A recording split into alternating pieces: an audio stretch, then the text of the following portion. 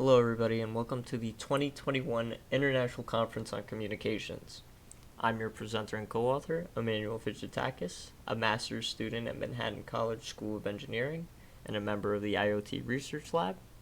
Working with me is Dr. Ahmed Hussein, and I'll be giving a 15-minute presentation of our paper, UAV Path Planning using Onboard Ultrasound Transducer Arrays and Edge Support.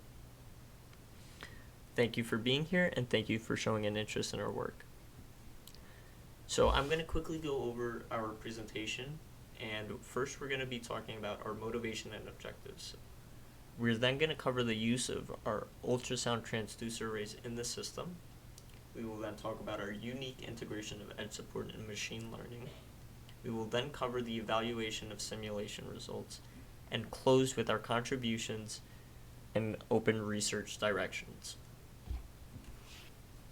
So the motivation for our project comes from an increased number of consumer and commercial use of UAVs.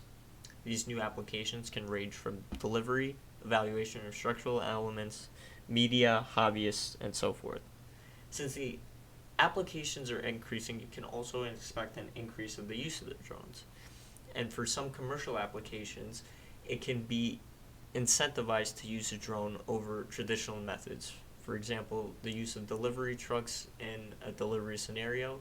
Instead of filling up a delivery truck with gas, you can recharge a drone for cheaper and faster to get the delivery done in time. And of course, for consumer use, the accessibility is great. You can buy one online relatively quickly. So the increased use has an increased risks because now that we have many drones in operations, these drones are going to be operating within the same airspace at the same time, which poses a risk of collision. And of course, we always have the risk of colliding with an object in an unknown environment, something that we don't know is there. And we will always have mistakes by our human operators. So that's where our motivation comes in, is we want to reduce the operational risk. We want to prevent collisions from obstacles and of course other drones, and we want to provide human operators with more information about the surrounding environment so they're less likely to make a mistake while in operation. And our system that we want to design, we want it to be able to evaluate the environment around the drone, provide feedback to the operator, and of course we do not want to reduce the drone's battery life and reduce its flight time. So we start doing this with the ultrasound transducer arrays. They're cost effective, they're cheaper than most other sensors, and of course one of the most important things for our system is that they can be used on any drone. Traditional collision avoidance systems are costly and they don't always work with older drones. However, since our sensors are going to be independent of the drone, they can be used on any drone that can house the PCB board. And of course, we have our reliability of our sensors. It can detect objects that optical sensors would fail to detect, such as transparent objects, mesh surfaces, or even oddly shaped objects. And another great advantage of using the ultrasound transducer arrays is it can continue operation without GPS. So it can continue to collect data and forward it as long as the sensor itself is still in operation. So this is the PCB I was talking about that mounts on the drone. It houses 8 ultrasound transducer arrays, and it connects them all to a microcontroller that gathers the data and forwards it to the controller or our edge node, as we'll see later. And of course, a fail-safe mechanism that we have is if neither are reachable, the microcontroller can instruct the drone based on the ultrasound transducer array's readings on which changes it has to make in its flight. And of course, another advantage of using the transducer arrays is it introduces the opportunity to implement effective sensing. Based on the data that we're receiving, we can see how the operator is acting with the drone. If they're being reckless or overcautious, we can see it through sudden changes of velocity, short distance to obstacles, or frequent changes in direction. A kind of shortfall to our sensors here is that they're subject to missing data and minimal data sets. So when we were addressing this problem, we decided to make a prediction algorithm that could predict the next positions of the obstacle based on the drone's position. So we were failing in that we didn't have enough data to make an accurate prediction. So we really like the idea of having the predictive algorithm because it could also help the drone if it goes through a dead zone and it's not able to receive the planned path from the controller or the edge node, where it kind of has its predictive algorithm that's 5 or 10 steps ahead of it. So we wanted to get this to work, and the way we did that was by introducing a generative adversarial network, which is mainly used in imaging. So what we did was we manipulated it where it was able to take data and create a larger data set matching the original distribution of the data. This helps our sensors in turn by adding missing values and giving the prediction more data to work with. And of course, a result of using the GAN is that we don't need to store all the data that is sent from the drone. We kind of can just use it to check the prediction in the GAN to make sure that the values are accurate, and if any changes are needed to be made, it can be made. And then in turn, we don't have to have a big centralized storage unit where all the data has to be stored, and then we need to allocate space to have this data. So this is the GAN that we manipulated from imaging to get it to create a data set that matches the distribution of the measured values, and we had to keep it extremely simple in order to get quick and accurate results. So our generator network and our discriminator network were kept very basic. So our generator layer takes noise from latent space and inputs it into a 25-layer network to create values that are similar to the inputted values from the reading of the sensors. We then have our discriminator network that consists of 35 nodes utilizing the ReLU activation function with HE weight initialization, and it outputs to a single node utilizing the sigmoid function. This is just to see whether the generated data matches that of the actual data. And of course, our implementation of it, we wanted to take two inputs, two different data sets, and then make one large data set from the GAN.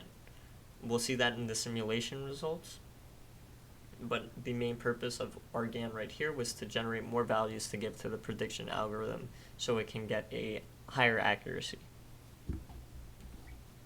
And our prediction algorithm is using a support vector machine algorithm, utilizing a regression model, to predict the next position of the obstacles. And of course, not everything is perfect, so our GAN is going to be subject to outliers. Even the sensors can be subject to detecting something further away. So to combat this, we use the z-score method to detect the outliers in our system, which is just detecting a point distance to the average of the entire data set, and we're able to discard these values if it passes the threshold for the z-score. And before any sort of prediction is made, we just get the best possible hyperparameters for this specific prediction, and we do that using a grid search. We use two different kernels here, a linear kernel and an RBF kernel. Both have different hyperparameters, but utilizing the grid search, we got the best possible parameters for each of them. After we were able to make our prediction, we plotted them against the actual to see how high our accuracy was. And along with that, we used 3 accuracy metrics. We used root mean squared error, and absolute error. And of course, the only thing that is coming into the prediction algorithm is the GAN's data set. After a prediction is made, it creates a data set that can be passed to the virtual force field equations. And the VFF, all it does is calculates values by utilizing the certainty grid process and maps each grid to a repulsive force. the intensity of the force is proportional to the distance from the drone, so we can get a successful map on where the drone can go and how it can navigate it.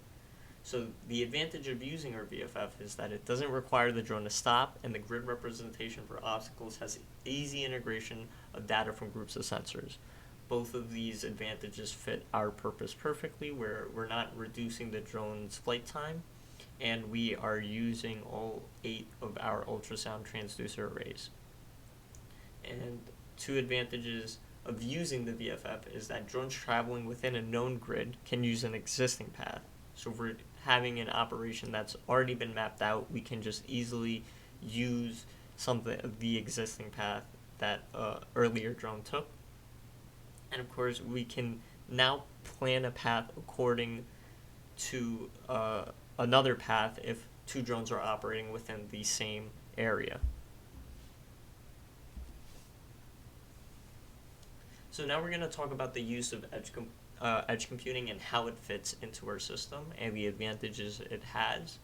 So one of the main things that the GAN and the predictions algorithms downside is that they utilize a lot of processing power, and in turn they can reduce the battery life on the drone. So we didn't want to use this because it would have a very negative effect on the drone's battery life.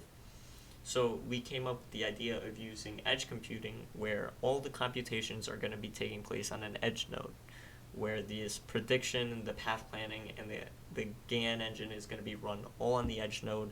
And the only thing that's going to be happening between the edge node and the drone is the sending of our path and the sending of data. We can easily make this work just by the drone having sent its small data sets to verify our prediction or our path. Any adjustments that need to be made can be made on the edge.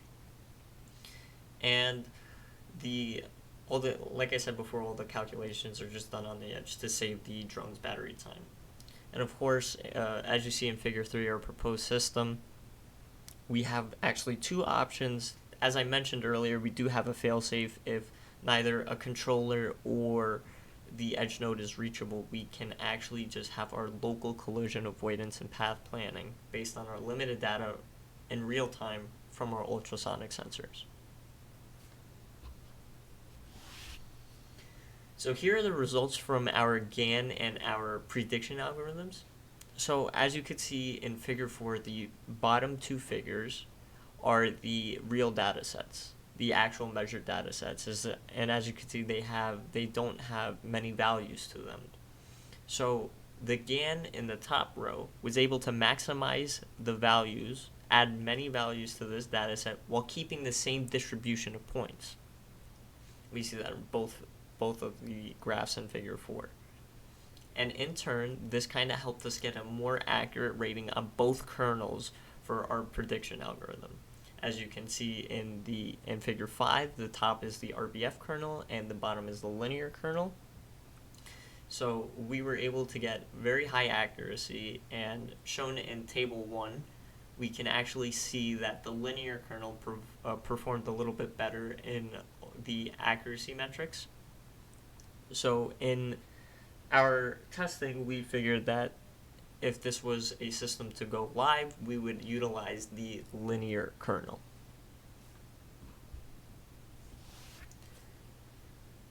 So we're just going to wrap things up with our contributions and our open research directions.